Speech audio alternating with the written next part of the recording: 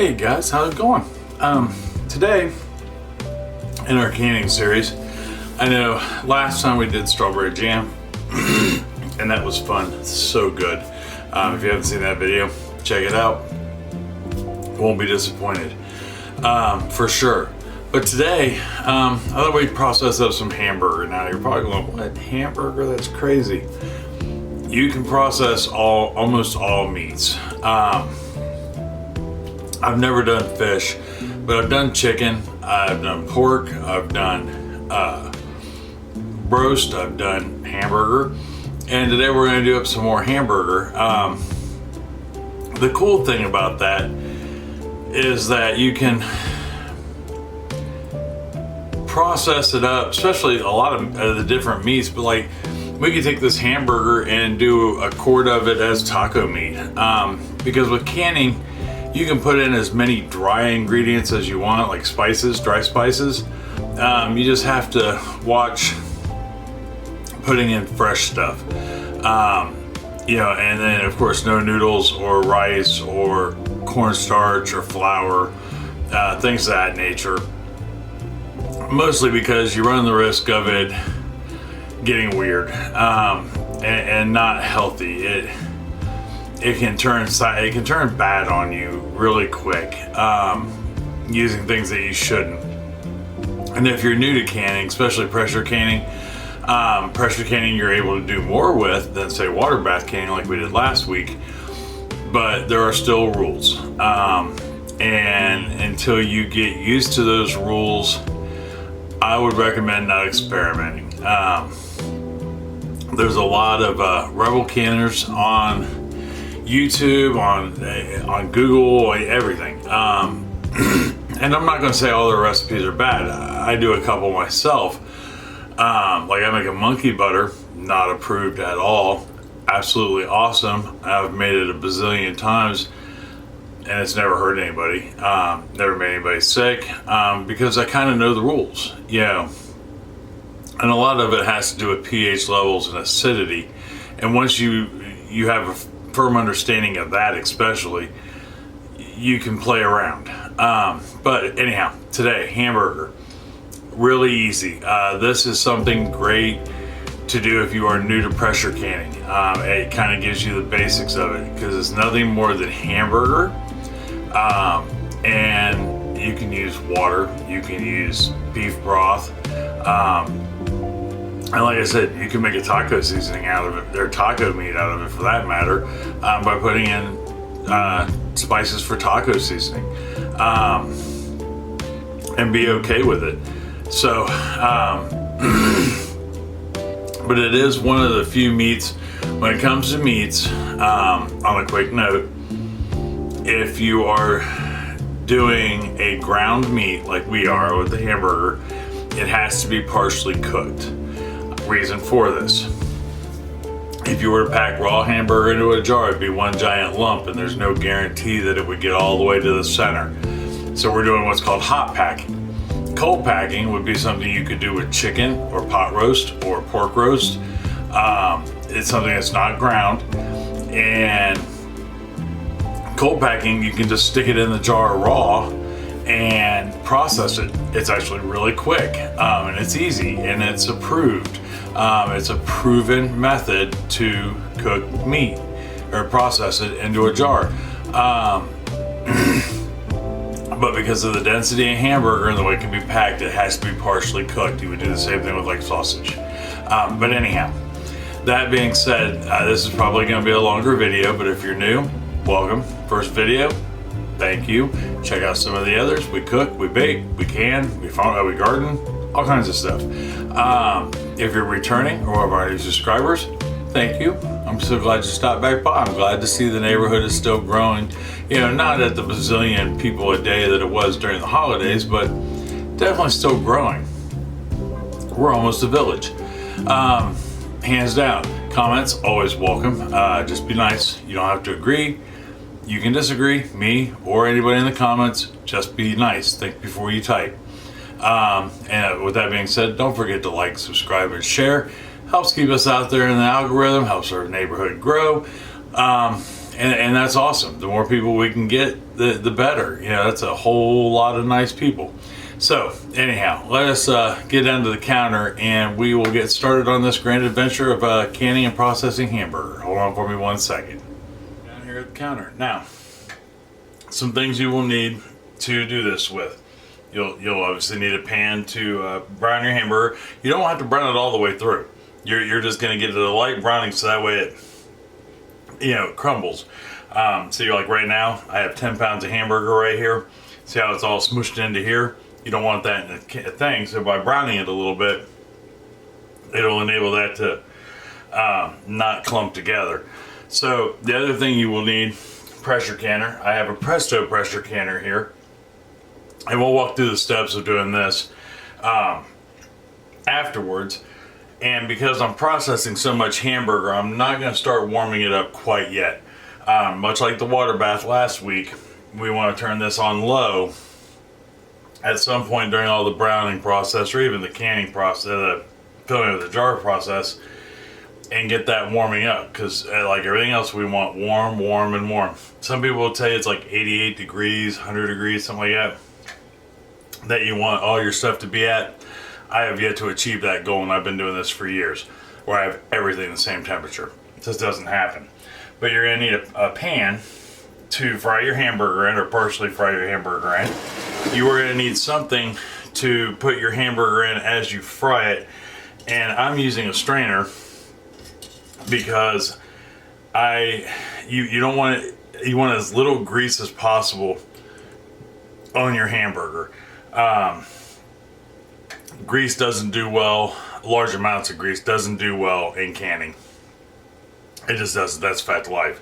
So as I make this, I'll put it in here. It'll drain the grease off of it, and then as it is drained, I have another bowl sitting off to the side where I will put the drained hamburger at until we're ready to can it. So let's go ahead and get started. I got my pan, sorry, my skillet rocking and rolling. It's heated. I don't have any oil in it. Now, I mean, if you want, you could put some oil in it to help start it off, but I wouldn't put more than a teaspoon or two in your pan. Like I said, you don't want anything extra in your jars. Only because it can do, the chances are slim, but it could do weird things, and you don't want that. So let me go ahead and get this ground up, or browned up partially, and we can take it from there. So we got all our hamburger done, and that took all of like a whopping 15 minutes, not all that long at all. Let me get this strainer out of the way real quick. But I want to show you this because that's kind of gross if you think about it, but that's just nothing more than pure hamburger grease. That's what you get with 80/20. So I was thinking while I was frying up this hamburger, which there is all our hamburger. I don't know if you can really tell with the light, but the amount of pink.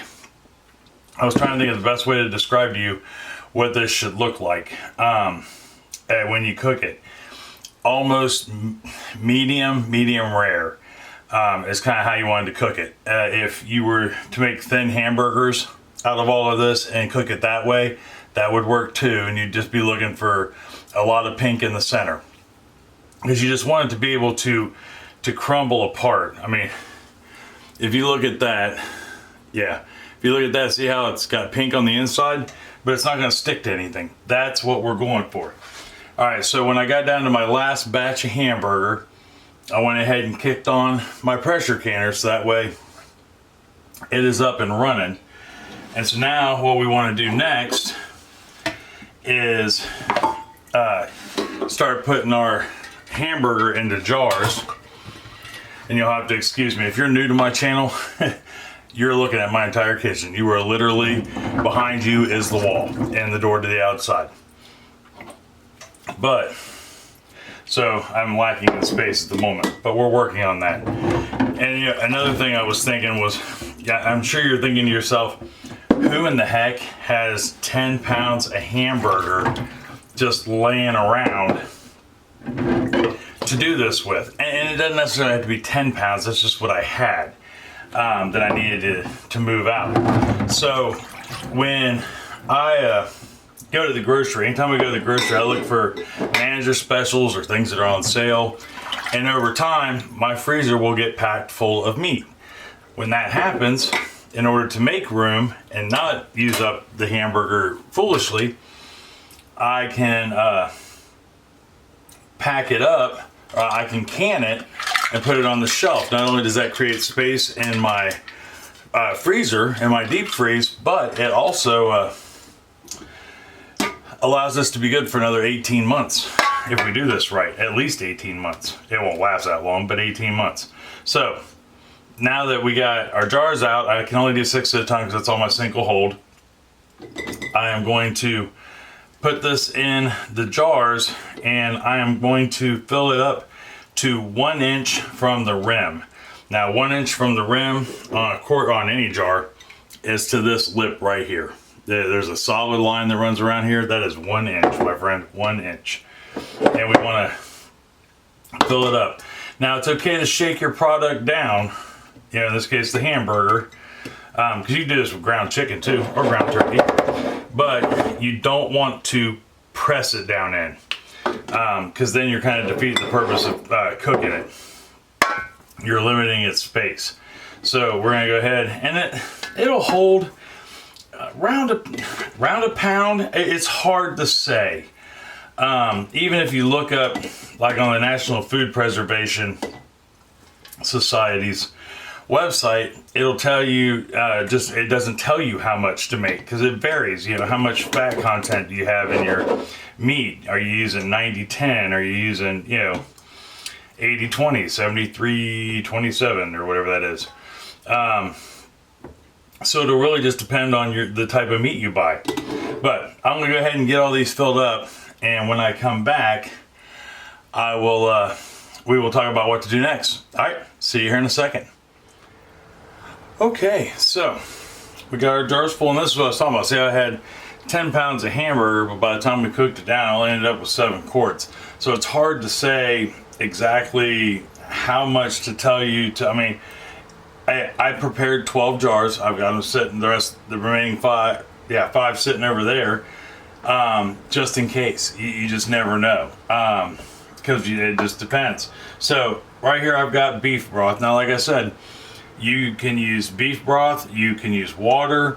There's one other option, but I don't remember what it is because it's not something I would even remotely think of putting in with my hamburger, but it's there. But you could use either, or you just have to have a liquid. And then we're just going to cover these up with the liquid.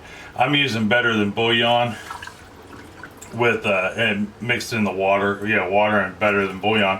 And I've got 8 cups here to start because I don't know how much it's going to take. It'll just depend on how much, you know, it fills in the gaps, because that's what it's doing, is basically filling in the gaps.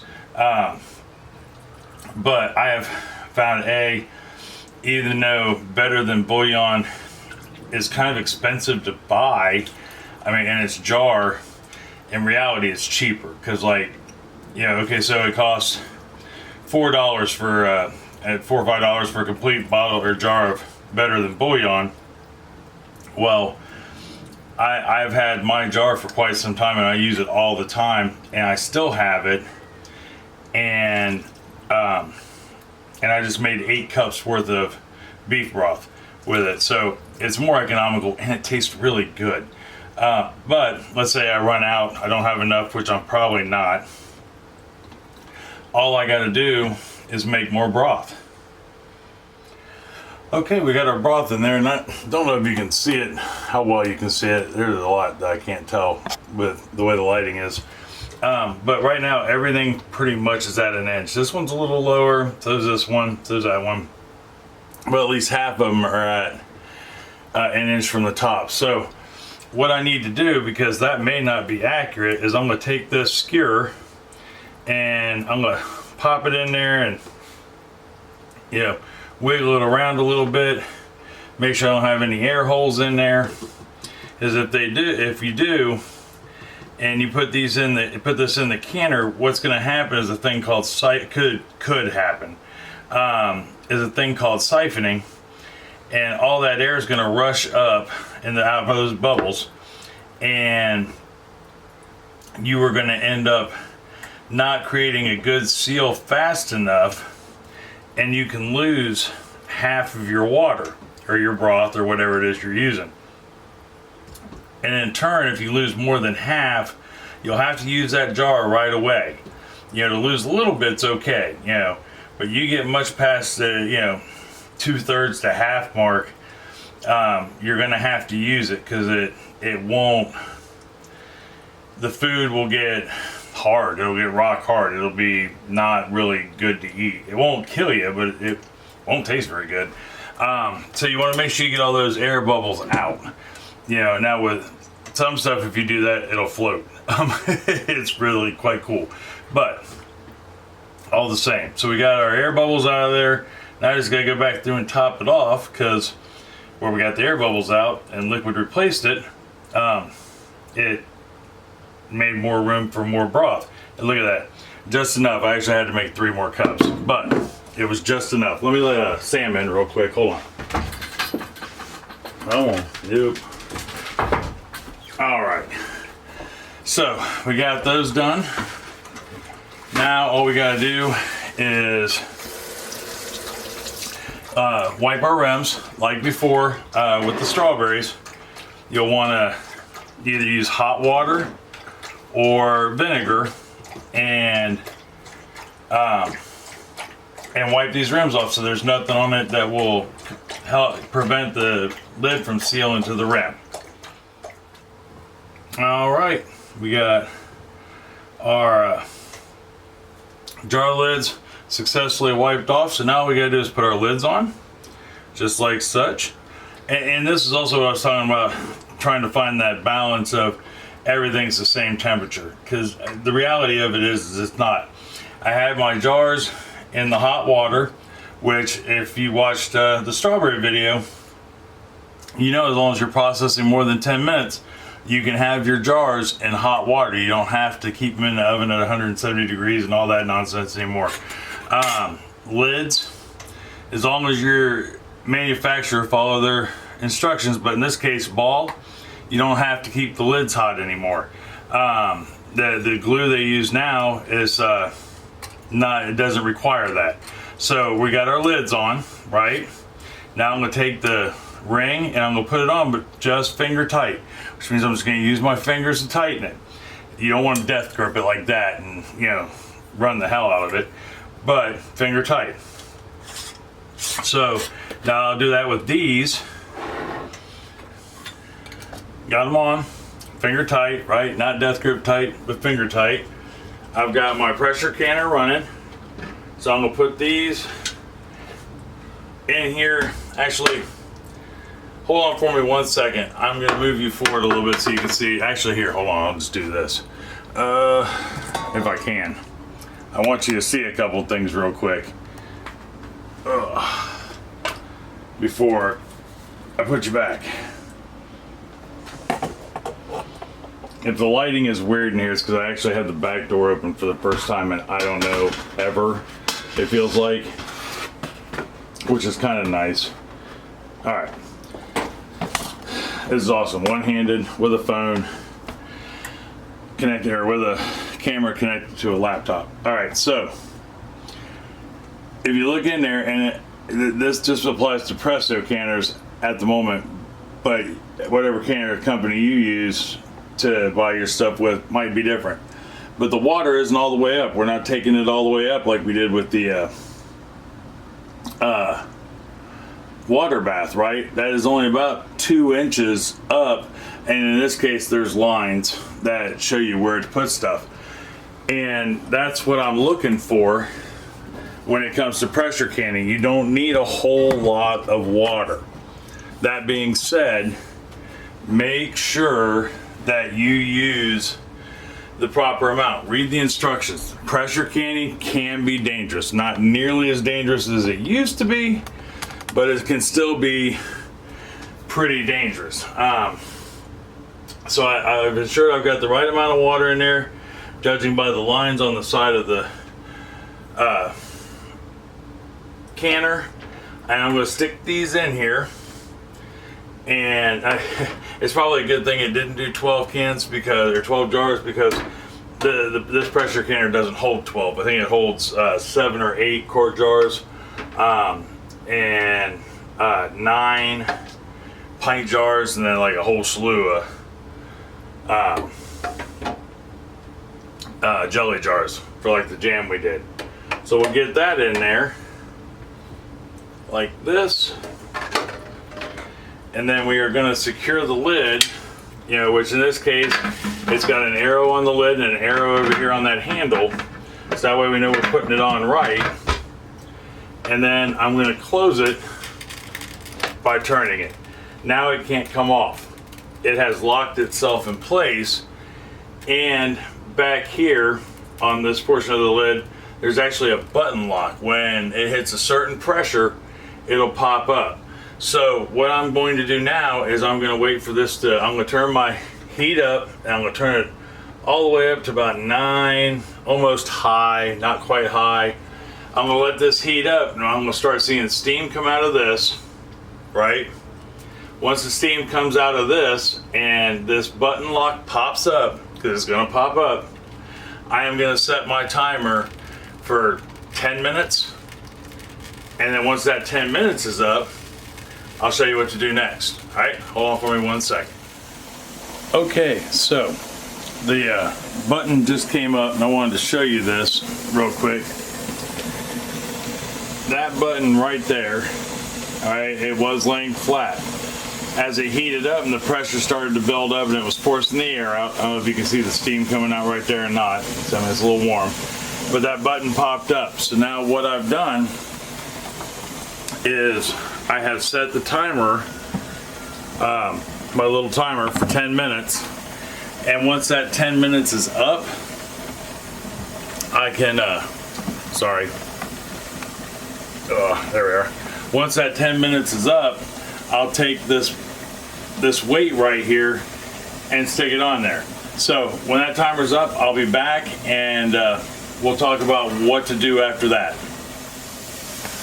Okay, so the timer just went off, and I'm going to go ahead and I'm going to place this on there. I'm going to be careful when I do it, it's not to burn myself in the steam. So what I'm looking for now, in our altitude, I'm under 1,000 feet, I want this to go up to 11 psi. So as this goes up, I'm actually going to turn my heat down. My heat control, the knob for the heat control, temperature control, is actually going to control my pressure. So as it moves up to like 5, I'll take it from 8, 9 down to 7. I'm going to make small adjustments as this rises. You do not want to make large adjustments, because what can happen with large adjustments is you get this huge swing, which then could lead to siphoning. So as it moves up, I'll turn the temperature down on the stovetop, and I know in my stovetop's case, as long as I keep it just a little bit above the number 2, it should hit right at 11 and stay. Now, here's the kind of not necessarily crappy part about pressure canning, but it can be time consuming. Don't go too far. I have seen my canner, after going 30-35 minutes at 11 psi, jump. With Presto canners, I don't know about all canners, but with Presto canners, when it gets to 15, that weight we just put on there is going to start rattling, which tells you, hey, pay attention. That's not really good. But let's say it does go above 11 and it hits 12, 13, 14. Just turn it down, turn your heat down a little bit. That's all. A little bit at a time. It's going to take a minute to adjust, and you may see it continue to go up a little bit before it starts to go down. That's the nature of at least electric ovens or electric stovetops. So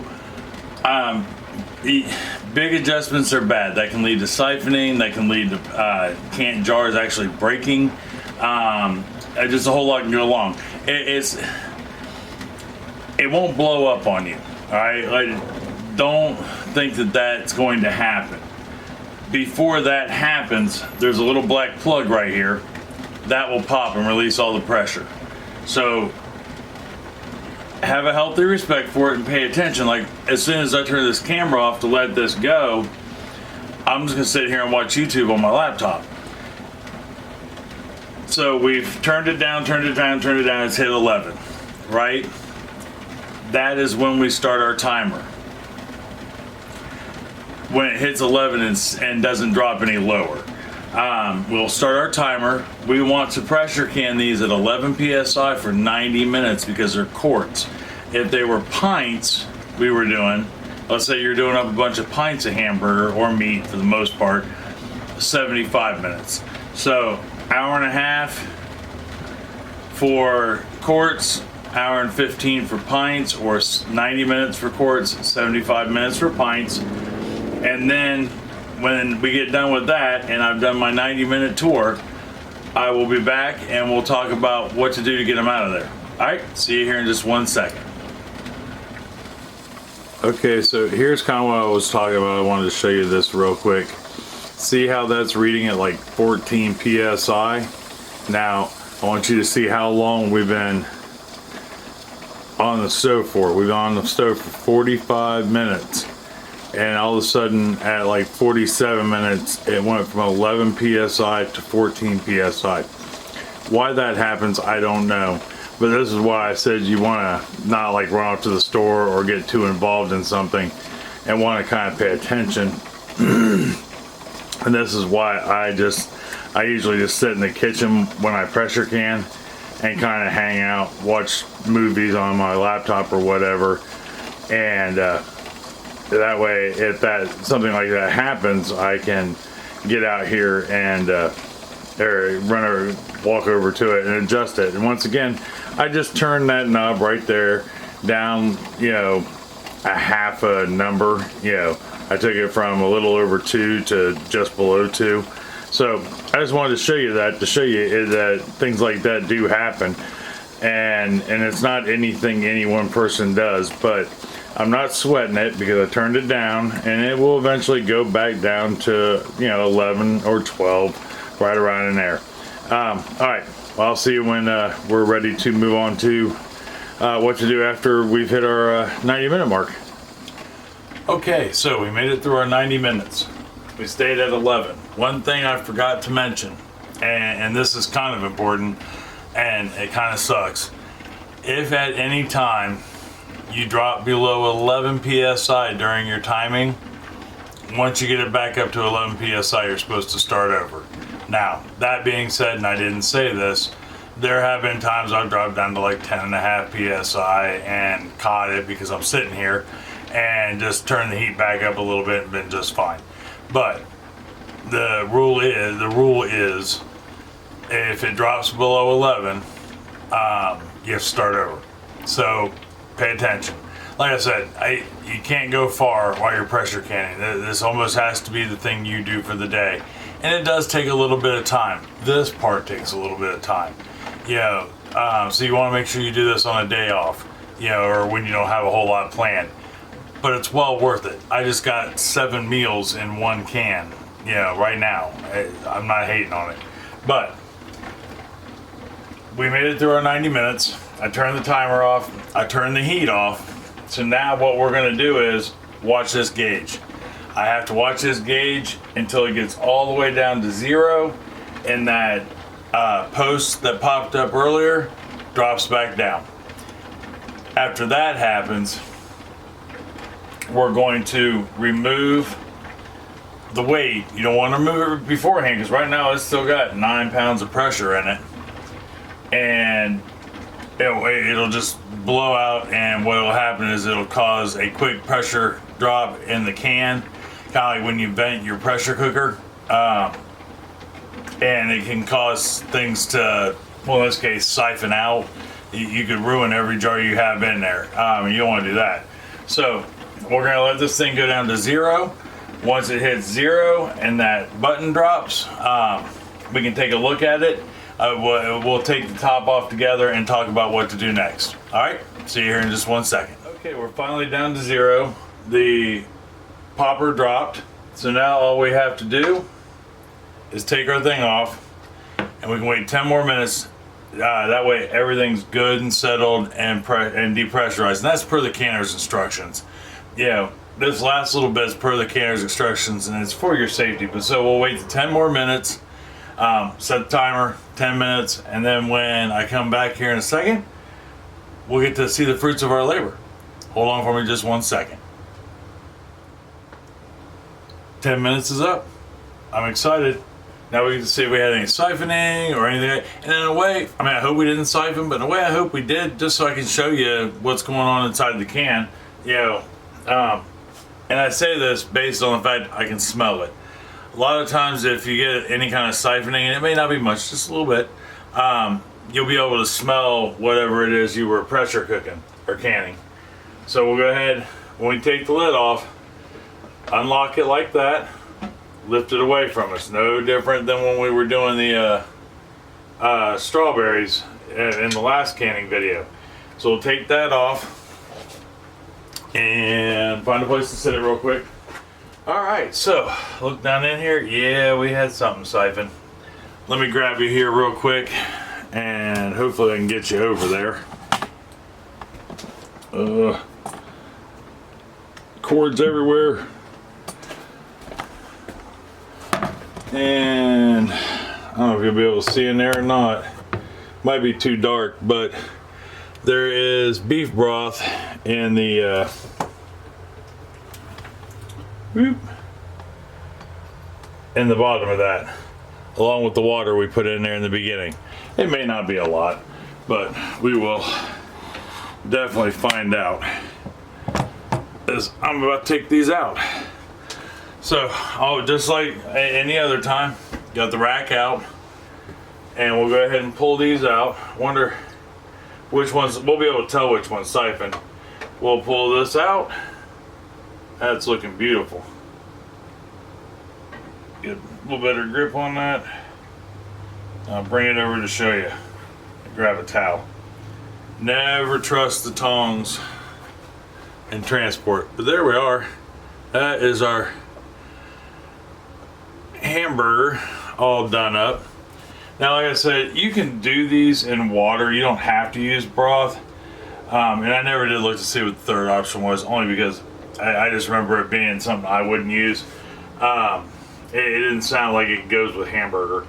But all the same, you can use water and then you'll just have the flavor of the hamburger in it. And we have found from experience, I don't know why I keep bringing these over to you, from experience of canning hamburger, that really if you use broth, especially like your favorite broth, it really adds just so much flavor to the meat, because where we didn't cook it all the way, it gives it a chance to infuse into the hamburger, and that's pretty much what your hamburger tastes like. Oh, there we go, popping. So we'll go ahead and get these out of here real quick. So, got them all out. I think I found our siphoning culprit. Although, if we go over here and look, and one of these days I'll find a better way to do this. Problem is I'm hooked up to the laptop. That way I can kind of see what's going on. But see, it's not really as bad as I thought it was. That's just a little bit, and a little bit can look like a lot. And if I didn't know better, it's this one right here. See how it's missing a little bit of its fluid in there, but look at those bad boys bubble. Is that not just the coolest thing ever? I think that is amazing. In my mind, and this is going to sound kind of crazy, it's almost soothing. You know, I think it's relaxing just to watch those bubbles. I'll actually probably just sit here for like 10 minutes after we're done and watch them bubble. Now, we're gonna let these, much like anything else, we're popping too, sit for 12 to 24 hours till they're cool. And then after that, we will check their seal and date them and put them away. And I will walk through that process when they're cooled down, as far as how to check them and date them and all that good stuff. I mean, I know you know how to do this, but there might be somebody out there that doesn't. So 12 to 24 hours, and when I come back, it'll be 12 to 24 hours, and we'll do the last steps. All right, see you here in a sec. Okay, so we have waited almost 24 hours. It's the next day at any rate. And our ground beef is completely cooled, no longer bubbling all over the place. And let's pick a good one. Well, here, we'll talk about a couple things real quick. Okay, so we'll just use this one all together. But see how it doesn't have all the liquid up there? That's okay. As long as it doesn't fall near the halfway mark, you should still be good. It just dries it out a little, that's all. But once again, just like the strawberries, we're gonna hold it by its lid to make sure it's sealed properly. And keep your hand underneath there in case it does fall. But it shouldn't, that seal should be so strong you should be able to hold it. After we have, let's rewind a little bit. Before I did any of that, I removed my rings. You don't want to keep these on your jars. That way if something goes wrong while they're sitting on your shelf, this lid it gives the lid the ability to pop off and let you know it's bad. It's kind of like a warning sign, right? And that's important. Now you'll find people that'll just set the lid on there and give it like a quick little twist to hold it on there, but that still leaves a gap in between to give that lid a chance to break away. When you get, we'll just stick with botulism since that seems to be the primary thing that comes into home canning. Although if you just follow the rules, chances are good you're never going to have that problem. Botulism will steadily eat your product, right, turning it bad, but it produces a gas in the process, and that gas will actually lift the lid. A lot of times when you have a canned good and you'll see the top's bottom or the bottom's bubbled out, either side, and that's why. The botulism that is growing inside of it has produced enough gas that it's actually making that can expand, which is scary. But it's okay. We're preventing that, right, by following the rules. So I took my jars once they were cool enough to touch. I washed them all off because remember we had a little bit of a boil over on the siphoning in the canner, so they were covered in basically hamburger grease, which leads me to the next thing. So anyhow, we washed it, we took our lids off, washed the lids, that way we can reuse them later. Did our test, right? Now I put the date we made this. Sorry, I want to make sure you guys can see it. Date we made this and what it is up here. There's ground beef on there. And because I'm using Ball guarantees their lids to stay sealed for 18 months. Minimum 18, or around 18 months at any rate, I don't know, minimum. But now I can stick this on a shelf. I don't think I touched too much on this on the strawberry video, other than like a little after text thingy in the corner. But when you store these, try to find some place that's cool. Now by cool I mean like 68 to 72 degrees, and dry. You don't want to store them in a window, or like in my case any of these shelves here, because they all get warm because of the oven and the vent and stuff. Cool and dry. I actually have I call it the grocery store. We have a pantry down in the basement / laundry room at the moment, that we keep all our stuff in, and it stays, because the basement, if you have one, is ideal. It stays, most basements stay at constant 65 to 70, which is just ideal for canned goods. And if you have a spot where it doesn't get hardly any light, that's even better. So, and in that case, I mean, it could last a lot longer than 18 months as long as that seal holds. But anyhow, so we have now, I mean, we've tested it, we've labeled it, we're gonna go ahead and put it away. And that's it. Now you'll notice there's a little bit of grease, right? And I mean, in all of these, you'll see that the broth isn't quite up to the top like it was, right? So why is that? Yeah, I mean, I hate to keep rambling, but this stuff's important. The reason why that is our hamburger, if you remember right, wasn't completely cooked when we put it in the can, because it spent 90 minutes at 240 some degrees and finished cooking it. It shrinks. Hamburger shrinks. It's a fact of life. On top of the fact where it wasn't completely cooked, it was able to soak in some of that broth and bring it all together, which I think is really cool. So that is how you can hamburger. As far as the next canning video goes, I'm not real sure I really don't know what we're gonna do, but we'll figure something out. I really need to get through all my old canning videos and see what we haven't done, or if there's something you might like to see canned, I will do my best to do so, as long as I can do so safely. Just let me know. If you give this a try, let me know. I know there were a couple of you that were interested in canning hamburger. Canning meats isn't bad. It's easy. Few rules to figure out.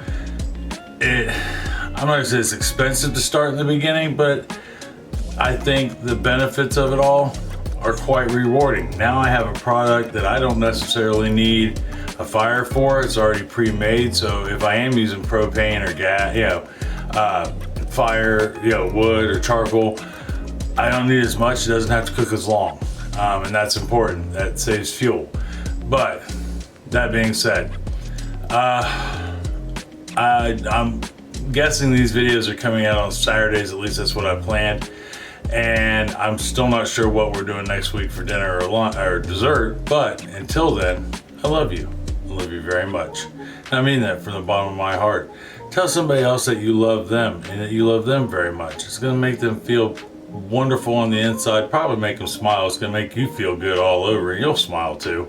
And then that can lead to conversation, right?